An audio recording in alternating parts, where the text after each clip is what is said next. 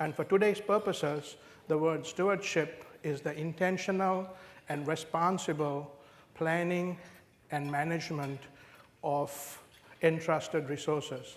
I'm going to say that one more time. The intentional and responsible planning and management of entrusted resources. I have to tell you that as I stand before you today, that I feel a little nervous. My stomach feels a little queasy. Not so sure that I can blame the lunch that we are having today. Lunch is actually pretty good. I would like to take you back to another time in my life, another place, when my stomach was this queasy and I was this nervous. I was a 15-year-old boy. I grew up in the beautiful paradise island of Sri Lanka. It's teardropped, it's shaped like a teardrop, beautiful sandy beaches, tea-covered mountains, well known for its blue sapphires and rubies, known for its spices like cardamoms and cloves and cinnamon and nutmeg, ingredients that are used in kitchens all over. I had just won an American Field Service scholarship as a 15-year-old. I was going to come to the United States and live with a family, with an American family, and be able to go to school for one whole year. I had illusions of John Travolta.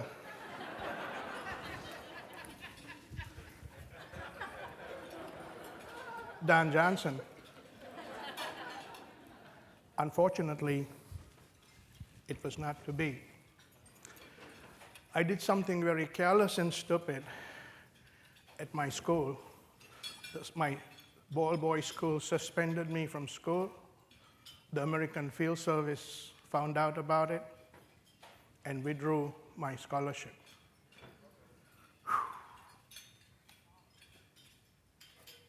I didn't know what to do. I had taken my eyes off the ball with this idea of coming to the US to study, and I had one bad decision after the other, and I started to spiral out of control. I remember one time getting one of my classmates to get a window open while class was in session. I cut class, I picked up 3 mangoes. There are mangoes in Sri Lanka that are hard, that are not the species that you eat. And I threw them one after the other into the classroom while class was in session. Had a pretty good arm. 2 of the 3 mangoes nearly hit this teacher. He was furious because this was while class was in session. Found out that evening that I was in real trouble, that the teacher was really going to take me to task the next day. Went to bed wondering, what was I going to do? The next morning, I woke up, went into the kitchen, got some turmeric, and put it in the toilet bowl. And I told my mother, Amma, look, there's something wrong with my stomach. She said, son, we better get you to the doctor. It was these kinds of things that I would do to stay away from school.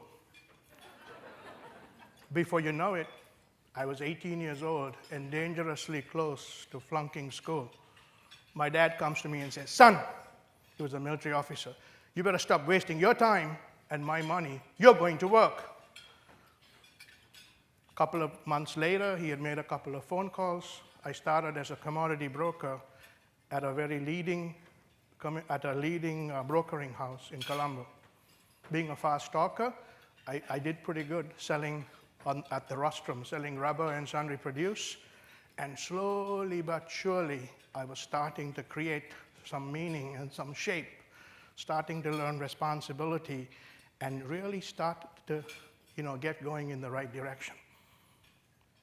Unfortunately, in July of 1983, when I was 20 years old, the 9/11 of Sri Lanka happened. There was a really bad communal riot in Sri Lanka, and the streets were ablaze with fire. There was looting, there was murders, there was innocent people who were losing their lives. And I stood there horrified, realizing that these plans that I had were not going to work out anymore. It was time for a course correction. I got to work. I went out and got my passport. I did my English, I think English proficiency, it's called the TOEFL. And then I went to night school. I started to go to night school to get a diploma in business administration. 9 subjects. 8 of them I started to do pretty good at. The one that I struggled in was accounting, but with my shifty eyes, I made sure that I copied from the guy next to me, and I passed my accounting class. The next thing I did, I went to the American Embassy and did some research and found out about 25 universities that I was going to write to be able to get admission. So here we go. I write to these universities. I had just set myself up for failure. I got letter after letter telling me, either your grades were not good enough or it cost a lot of money. Closed door after closed door. It was time for a Hail Mary. I went back and thought about the faith that I had. I trusted in God, I believed in God, and I started to pray, and I said, God, if only somebody would come from the US and meet me, they would really get an understanding of who I am and open a door for me to go to the US. Within a few months, there was an American couple that came to Sri Lanka. They had dinner with my parents, I'm sure in a setting like this, and ended up wanting to meet me. Make a long story short, I had the opportunity to meet with them. This couple was in Sri Lanka during the summer.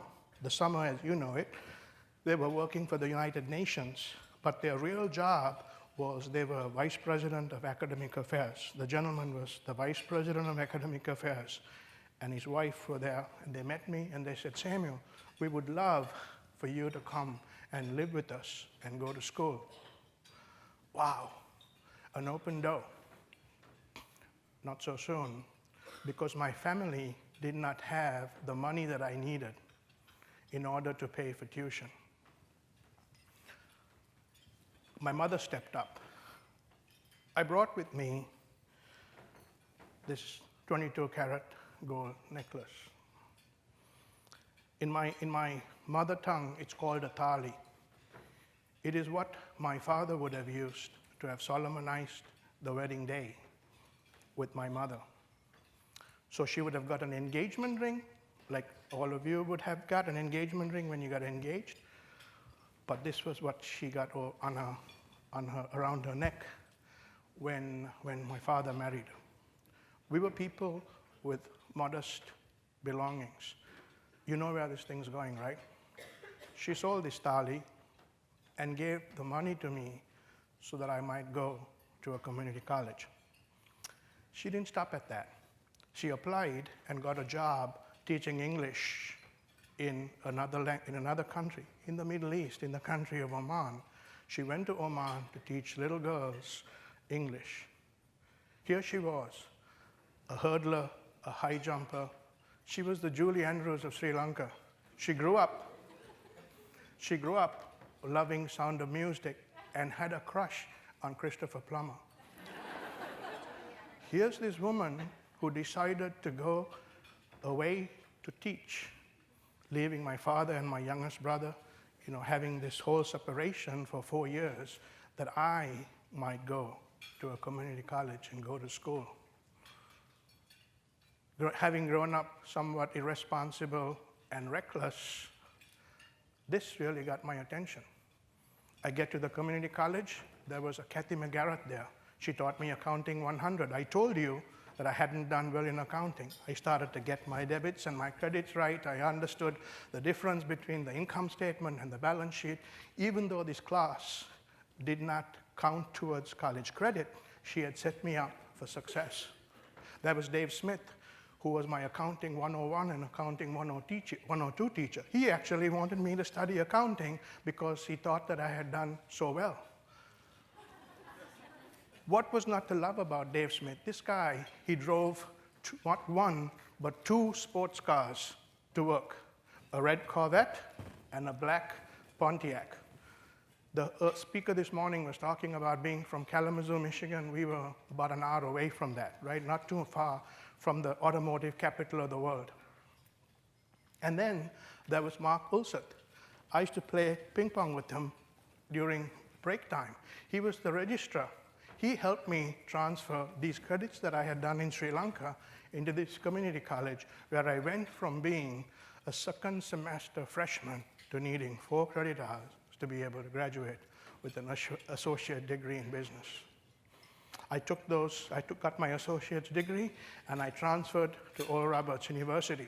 There was an international student advisor there. Her name was Laurie Origidam. She came through with an international student scholarship and grade point, and one for my grade point average. I think I was at a 3.5 at that point.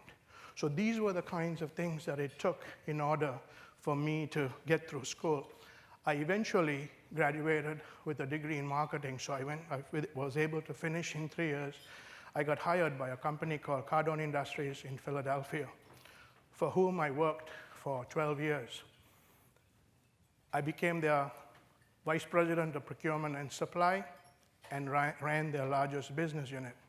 When I left them, I did some consulting for a while.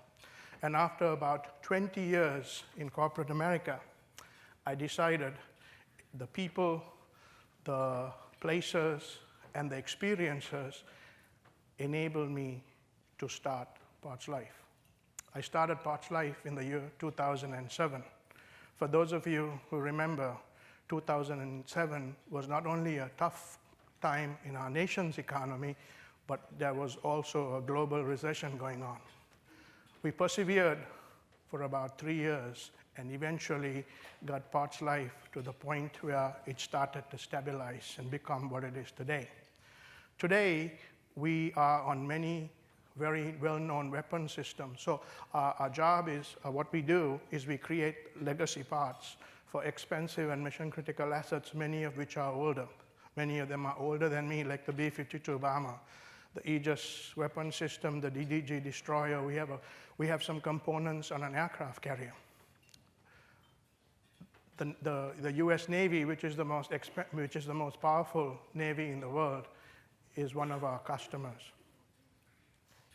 The kinds of things that enabled me to start Potts Life, I decided to put together in what I'm calling the recipe for successful entrepreneurship and stewardship.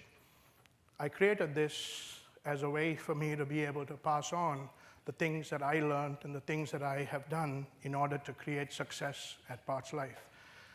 I would have this for sale later on if you have a need for it. But I want to go over a couple of the things that I talk about. One is start with what you have. I think the speaker this morning also talked a bit about it. Start with what you have, right? And I can remember when I started Potts Life, I didn't have a plant, didn't have the capacity, the capabilities, the certifications that I would need in order to sell the type of DoD customer.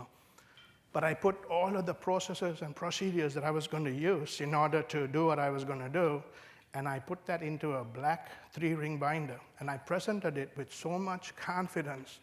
You know what? I got the order. It's extremely important in entrepreneurship to start with what you have. And if you look at people, whether they are in the Bible, like Abraham and Moses and David and Esther, or whether you look at people in our history, whether it was Abraham Lincoln, whether it was Winston Churchill, Martin Luther King, our current president Barack Obama, these are people who have used what it is in front of them, what they have had in front of them to be able to affect the change that is required. My second ingredient that I'd like to talk about is creativity before capital. We heard the speaker this morning talk about the fact that there's always capital available. And we know that it takes money in order to run a business. But it's important to be able to apply creativity to that process. In fact, the more constraints there are, the more creative one needs to be. And so it's important. A lot of people, in fact, my boss used to tell me, my leader used to tell me, Sam, it's not a money problem, it's an idea problem. It's extremely important for us to apply ourselves in that way. I talk in terms of knowing your business, knowing your customer and knowing your customer's customer, knowing your suppliers and your supplier's suppliers, knowing your quality requirements in the marketplace. I teach quality to every single member of my team because it is extremely important to understand what those requirements are. It's important to understand your stakeholders, whether it's a bank, whether it is the government officials around you, extremely important to know those kinds of things. My mother used to say, know it like you know the dirt under your fingernails. A bit of a gruesome example, right, at lunch, but something that we can all remember. I would also like to share with you the last ingredient, the ingredient of gratitude. Entrepreneurship is a team sport, and it takes a lot of people in order to be able to create success. And it's just important for us to be able to say thank you. Thank you to our customers, thank you to our employees, thank you to the people who helped get you there. Because it is those kinds of things that kind of bind you in the loyalty and the favor that you need in order to continue to be able to do what you do. As I bring this thing to a close, I would like to thank the people in the community college who gave me an opportunity to be able to get that leg up. One thing I forgot to mention was that as an international student, I was not able to work outside the school. But there was an instructor who allowed me to use the automotive shop so that I could set up and wash cars on Friday afternoons of the instructors and the administrators. And wash cars I did. I needed that little pocket money, to do my laundry in town, and also to get those chocolate eclairs at Dunkin' Donuts. I love those chocolate eclairs. I realize I can't partake of that today, but when I was younger, man, I looked forward to them. I would like to say thank you to the mentors and leaders who taught me. I would like to thank the Parts Life team, because it is because of what they do that has given me the platform to be able to share with you today. We go to work every day in order to defend freedom by taking care of the US warfighter and also the US taxpayer. It's extremely important that we do both. I believe in being able to walk and chew gum at the same time. I would like to say thank you to my parents. I did not learn about entrepreneurship at home. Profit, in fact, was a bad word in my home. My father, as I told you, was a fairly strict military officer. My mother was a school teacher, so it was not regarding profit. But I have to tell you, I had a front row seat in what it took in stewardship and sacrifice. I also want you to know that one of the first things I did when I got my job was to go out and replace that thali for my mother. My father also.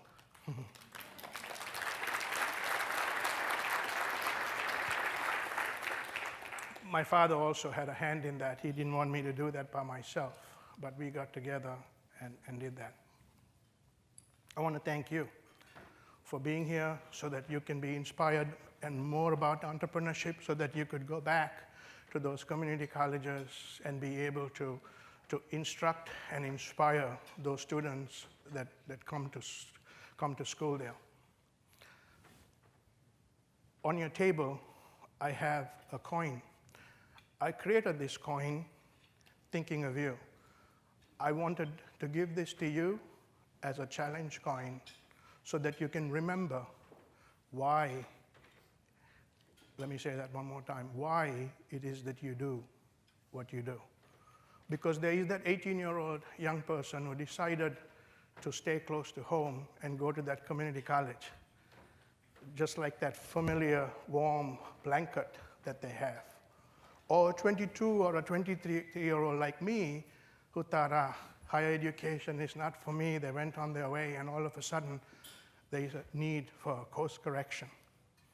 or that middle-aged person who lost their job and are finding themselves back in school in being able to reposition and repurpose themselves so that they can get back into the job market.